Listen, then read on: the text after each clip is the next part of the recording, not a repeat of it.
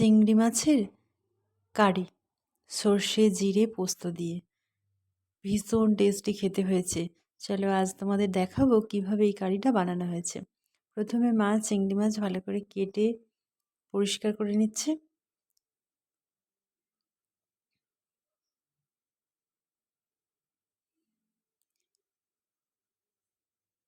এরপর ভালো করে জল দিয়ে ধুয়ে লবণ আর হলুদ দিয়ে ভেজে নেওয়া হচ্ছে।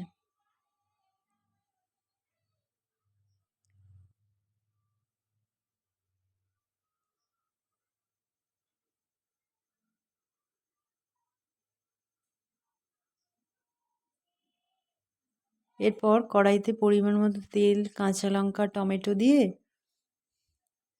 ভালোভাবে কষিয়ে নেওয়া হবে।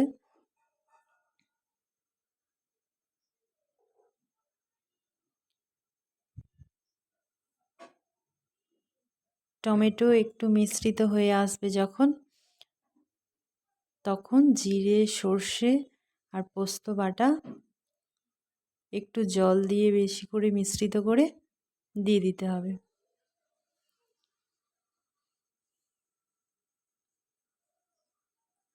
মশলা যখন একটু ফুটতে শুরু করবে তখন ভেজে রাখা মাছগুলো একে একে দিয়ে দিতে হবে।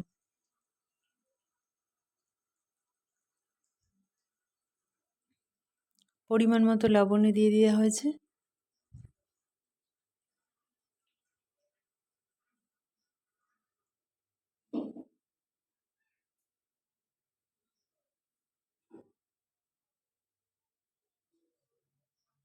কিছুক্ষণ ফুটিয়ে নামিয়ে নিলেই রেডি চিংড়ি মাছের কারি।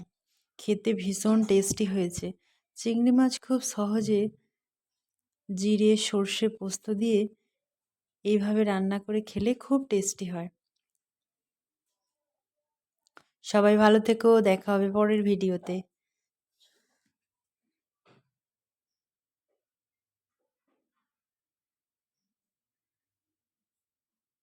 সিয়া।